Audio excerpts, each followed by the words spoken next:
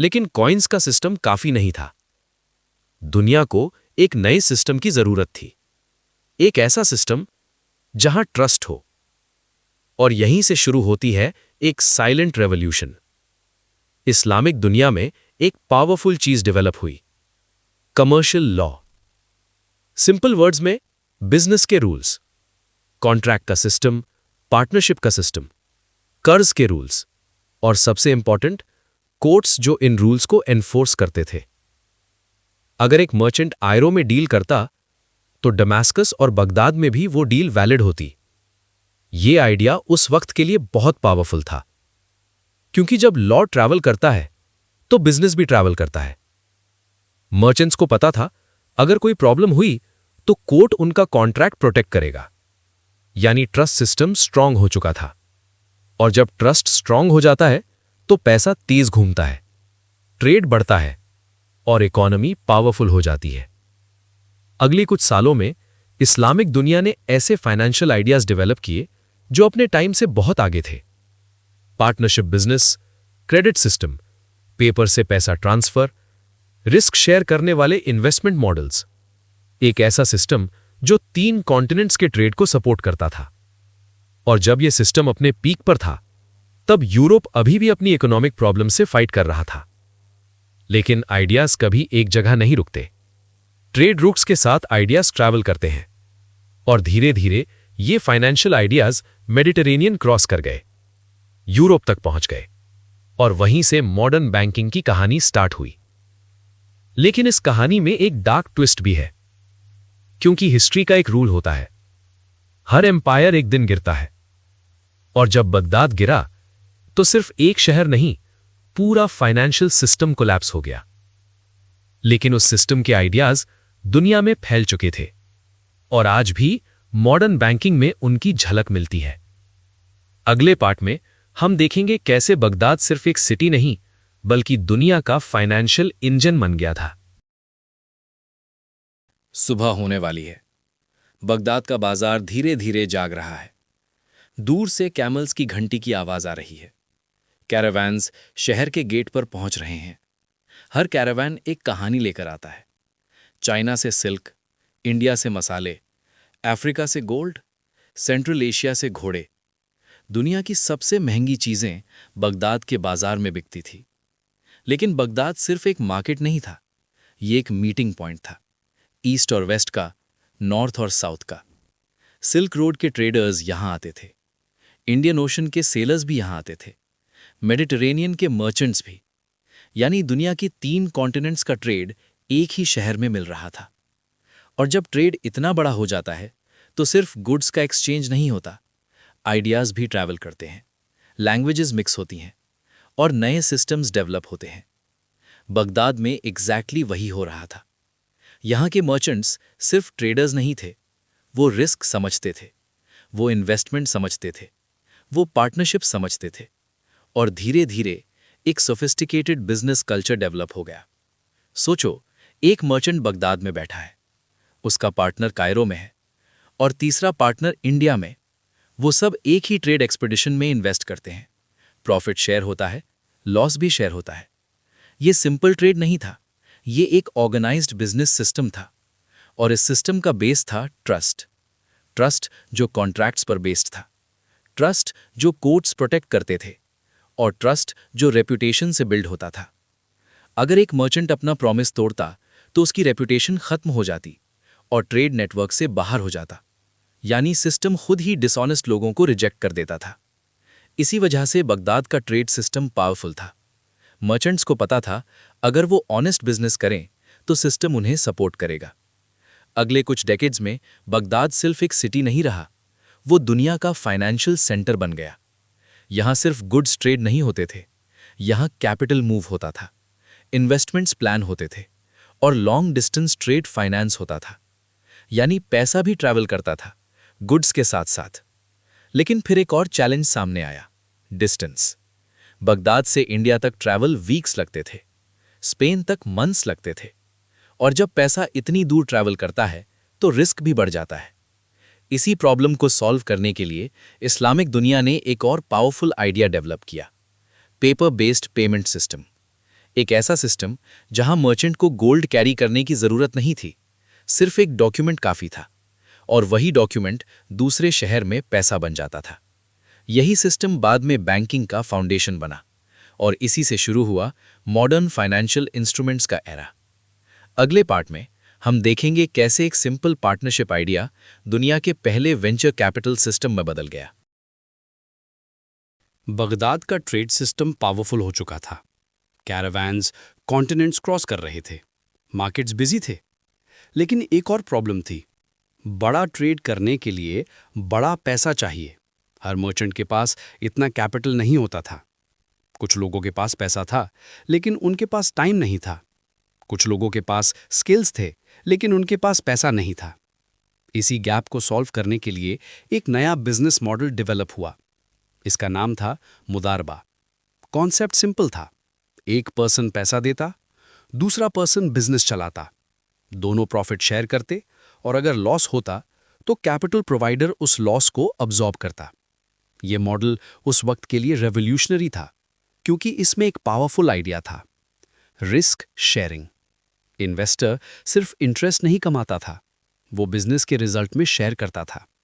अगर business successful हुआ तो दोनों को प्रॉफिट मिलता, अगर बिजनेस फेल हुआ तो दोनों को लॉस का इफेक्ट फील होता। इस सिस्टम ने एक बड़ा चेंज क्रिएट किया।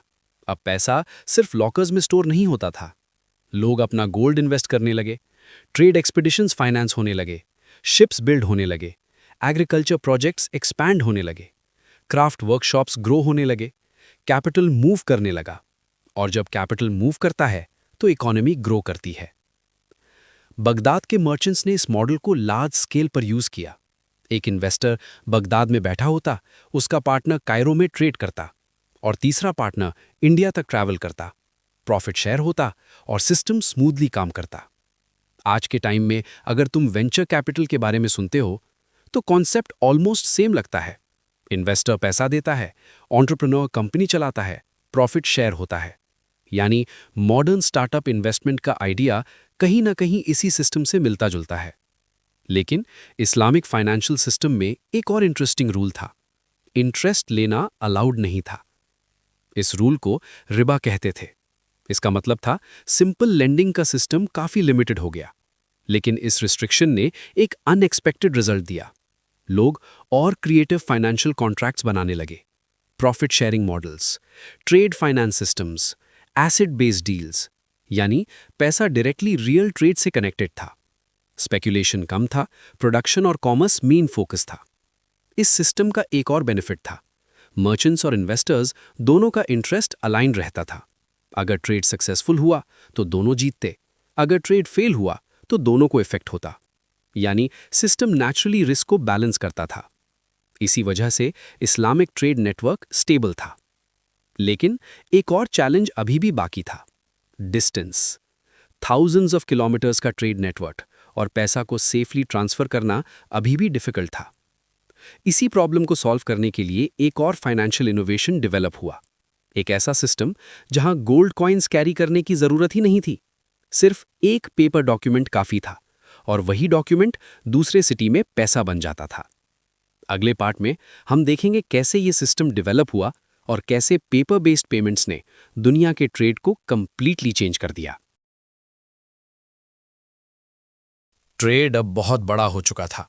कैरावान्स कॉन्टिनेंट्स क्रॉस कर रहे थे, शिप्स समंदर में सफर कर रहे थे, मार्केट्स बिजी थे, इन्वेस्टर्स और मर्चेंट्स अलग अलग सिटीज में काम कर रहे थे। लेकिन एक प्रॉब्लम अभी भी जिंदा थी, पैसा कैसे ट्रांसफर होगा। सोचो, एक ट्रेडर बगदाद में है, उसको कायरो में पेमेंट करनी है। अगर वो गोल्ड कॉइन्स लेकर ट्रैवल करे तो रिस्क बहुत ज्यादा है।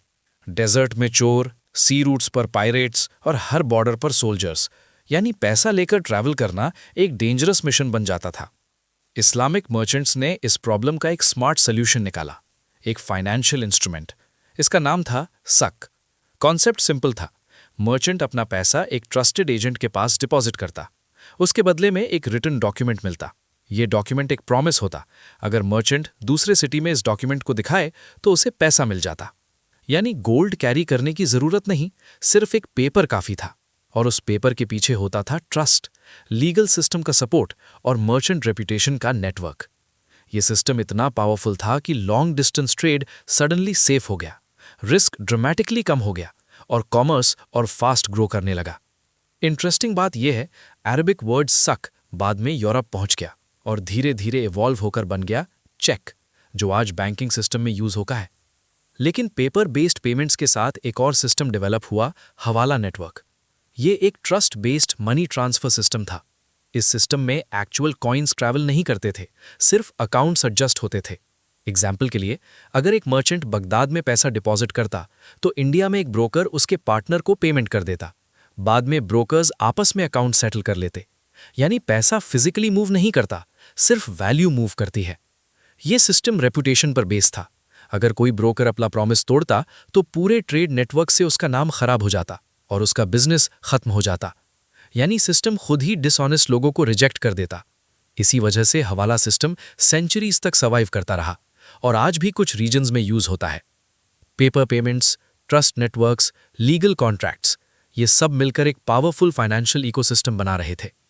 बगदाद सिर्फ एक ट्रेड सिटी नहीं था, वो एक फाइनेंशियल लेबोरेटरी बन चुका था, जहां नए आइडियाज टेस्ट हो रहे थे और दुनिया का कॉमर्स इवॉल्व हो रहा था। लेकिन हिस्ट्री कभी स्टेबल नहीं रहती। ट्रेड रूट्स चेंज होते हैं, एम्पायर्स राइज और फॉल करते हैं, और जल्द ही एक ऐसा इवेंट आने वाला था जो इस पूरे सिस्टम को हिला देगा। अगले पार्ट में हम देखेंगे कैसे एक पावरफुल इन्वेजन ने बगदाद के गोल्डन एरा को खत्म कर दिया और कैसे उसके बाद दुनिया का फाइनेंशियल सेंटर धीरे धीरे यूरोप शिफ्ट होने लगा। बगदाद का गोल्डन एरा अपने पीक पर था। मार्केट्स बिजी थे, मर्चेंट्स दुनिया भर से आते थे, ट्रेड रूट्स स्ट्रांग थे और फाइनेंशियल सिस्टम स्मूथली काम कर रहा था। लेकिन हिस्ट्री का एक रूल होता है, कोई भी एम्पायर हमेशा नहीं टिकता।